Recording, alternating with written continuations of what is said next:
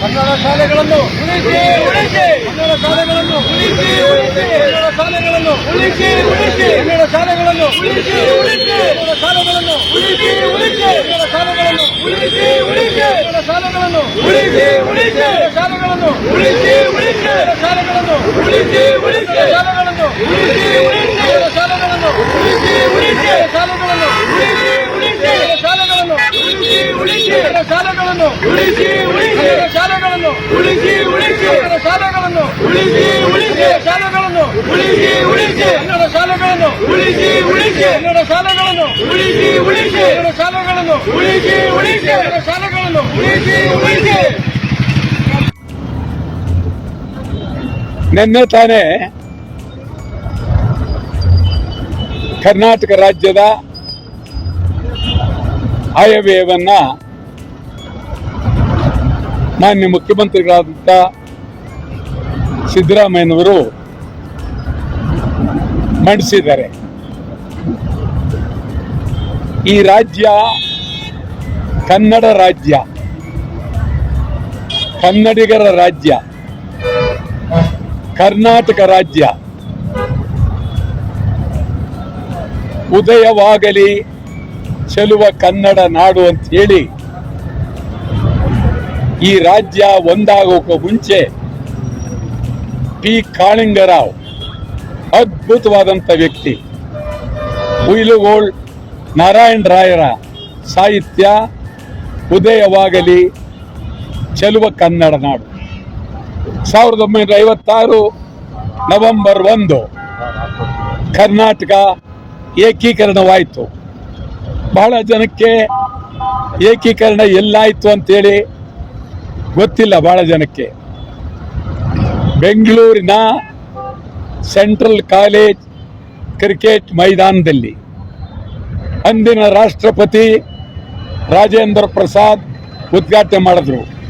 ನಿಜಲಿಂಗಪ್ಪನವರು, ಹನುಮಂತಯ್ಯನವರು, ಕಡಿದಾಳು ಮಂಜಪ್ಪನವರು ಅಲ್ಲದೆ ಜಯಚಾಮರಾಜ ಒಡೆಯರ್ ಭಾಗವಹಿಸಿದ್ರು. ಆ ಸಂದರ್ಭದಲ್ಲಿ ಪಿ ಕಾಳಿಂಗರಾವ್ ಅವರ ಧ್ವನಿಯಲ್ಲಿ ಉದಯವಾಯಿತು ಚೆಲುವ ಕನ್ನಡ ನಾಡು ಹಾಡಿ ಒಂದು ಹೊಸ ದಿಕ್ಕನ್ನ ಈ ರಾಜ್ಯಕ್ಕೆ ಕೈ ಕೊಟ್ಟರು. ಈಗ ನಮಗೆ ಇಡೀ ರಾಜ್ಯದ ತುಂಬ ಕನ್ನಡ ಭಾಷೆ, ಕನ್ನಡ ನಾಡು, ಕನ್ನಡಿಗರಿಗೆ ಉದ್ಯೋಗ ಈ ರಾಜ್ಯದಲ್ಲಿ ಬಹಳ ಪ್ರಾಮುಖ್ಯ. ಸುಮಾರು 800ಕ್ಕೂ ಹೆಚ್ಚು ಪಬ್ಲಿಕ್ ಇಂಗ್ಲಿಷ್ ಶಾಲೆಗಳನ್ನು ಪ್ರಾರಂಭ ಮಾಡುವುದಕ್ಕೆ 3,900 ಕೋಟಿ 3,900 ಕೋಟಿ 800 ಇಂಗ್ಲಿಷ್ ಶಾಲೆಗಳಿಗೆ ಸರ್ಕಾರ ಒದಗಿಸಿದ್ದಾರೆ. ಕನ್ನಡ ಶಾಲೆಗಳಿಗೆ, ಕನ್ನಡ ಮಾಧ್ಯಮ ಶಾಲೆಗಳಿಗೆ ಒಂದು ನಯಾ ಪೈಸಾ ಹಣ ಒದಗಿಸಿಲ್ಲ. ಕಡೆಗಾಣಿಸಿದ್ದಾರೆ, ಸಂಪೂರ್ಣ ಕಡೆಗಾಣಿಸಿದ್ದಾರೆ. ಸುಮಾರು 30 ವರ್ಷದಿಂದ ಕನ್ನಡ ಶಾಲೆಗಳನ್ನ ಕಡೆಗಾಣಿಸಿದ್ದಾರೆ. ನಿಮಗೆ ಗ್ರಾಮ್ಯ ಭಾಷೆಯಲ್ಲಿ ಹೇಳೋದಾದ್ರೆ ಕನ್ನಡ ಶಾಲೆಗಳು ಬೇವರ್ಷಿಯನ ರೀತಿಯಾಗಿದೆ. ಹೇಳೋರಿಲ್ಲ, ಕೇಳೋರಿಲ್ಲ, ಈ ಪರಿಸ್ಥಿತಿ ಆಗಿದೆ. ಕನ್ನಡ ಶಾಲೆಗಳನ್ನ ಉಳಿಸಬೇಕಾಗಿದೆ. ಕನ್ನಡ ಶಾಲೆಗಳಿಗೆ ಗೌರವ ಕೊಡಬೇಕಾಗಿದೆ. ಕರ್ನಾಟಕ ಸರ್ಕಾರ ಕನಿಷ್ಠ 1,000 ಕೋಟಿ ರೂಪಾಯಿ ಆದರೂ ಅನುದಾನ ಕೊಟ್ಟಿದ್ರೆ ಸಂತೋಷ ಪಡ್ತಾ ಇತ್ತು. ಇದೊಂದು ಕಡೆ ಕೇರಳ ಕನ್ನಡ ಶಾಲೆಗಳು ಮುಕ್ತಾ ಇದ್ದಾರೆ, ತಾಳ್ವಾಡಿ ಕನ್ನಡ ಶಾಲೆ ಮುಕ್ತಾ ಇದ್ದಾರೆ, ಹೊಸೂರು ಕನ್ನಡ ಶಾಲೆ ಮುಕ್ತಾ ಇದ್ದಾರೆ, ಅಕ್ಕಲಕೋಟೆ ಕನ್ನಡ ಶಾಲೆ ಮುಕ್ತಾ ಇದ್ದಾರೆ, ಮಡಕ್ಸಿರ ಕನ್ನಡ ಶಾಲೆ ಮುಕ್ತಾ ಇದ್ದಾರೆ, ಸೊಲ್ಲಾಪುರ ಕನ್ನಡ ಶಾಲೆ ಮುಕ್ತ. ಈ ಪ್ರಕಾರ ಕನ್ನಡ ಶಾಲೆಗಳನ್ನು ಕೇಳುವರಿಲ್ಲ. ಇದಕ್ಕಾಗಿ ತೀವ್ರ ಹೋರಾಟ 12ನೇ ತಾರೀಕು, ಇದೇ 12ನೇ ತಾರೀಕು ರಾಜ್ಯಾದ್ಯಂತ ಕನ್ನಡ ಶಾಲೆಗಳ ಬಂದ್, ಕನ್ನಡ ಶಾಲೆಗಳು ಬಂದ್. ರಾಜ್ಯಾದ್ಯಂತ 12ನೇ ತಾರೀಕು ಬೆಳಗ್ಗೆಯಿಂದ ಸಂಜೆವರೆಗೆ ಸಂಪೂರ್ಣ ಬಂದ್.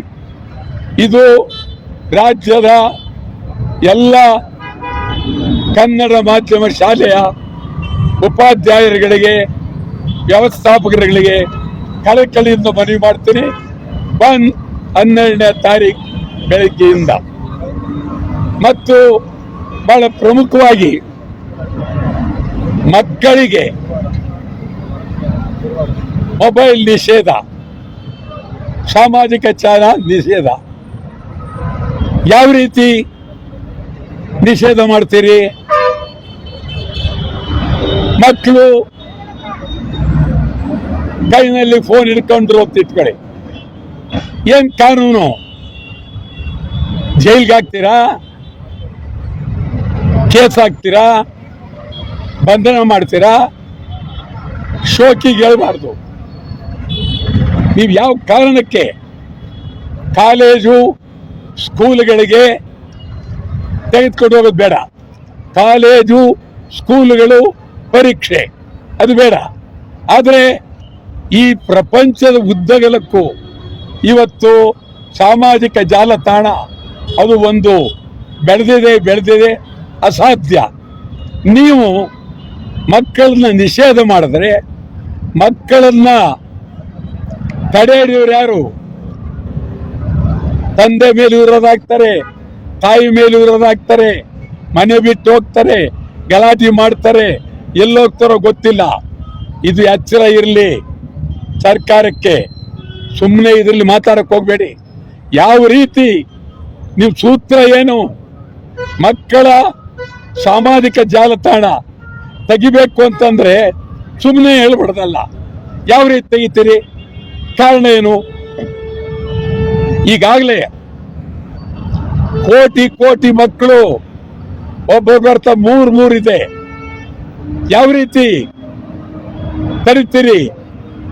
ಸರ್ಕಾರ ನಿರ್ಧಾರ ಏನು? ನಾನಂತೂ ಇದಕ್ಕೆ ಯಾರು ಏನೇ ತಿಳ್ಕೊಳ್ಳಿ ಸ್ಪಷ್ಟ ವಿರೋಧ.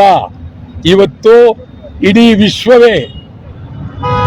ವಿಶ್ವದ ಅನೇಕ ಸುದ್ದಿಗಳನ್ನ ತಿಳ್ಕೊಳ್ತಕ್ಕಂಥ ಪರಿಸ್ಥಿತಿ ಇರುವಾಗ ಸಣ್ಣ ಮಕ್ಕಳಿಗೂ ಪ್ರಪಂಚದ ವಿದ್ಯಮಾನಗಳು ಗೊತ್ತಾಗಲಿ, ಬಹಳ ಹುಷಾರಾಗಿ ತಂದೆ ತಾಯಿಗಳು ನೋಡ್ಕೊಳ್ಳಿ. ಆದರೆ ಸಾಮಾಜಿಕ ಜಾಲತಾಣ ನಿಷೇಧ ಬೇಡ.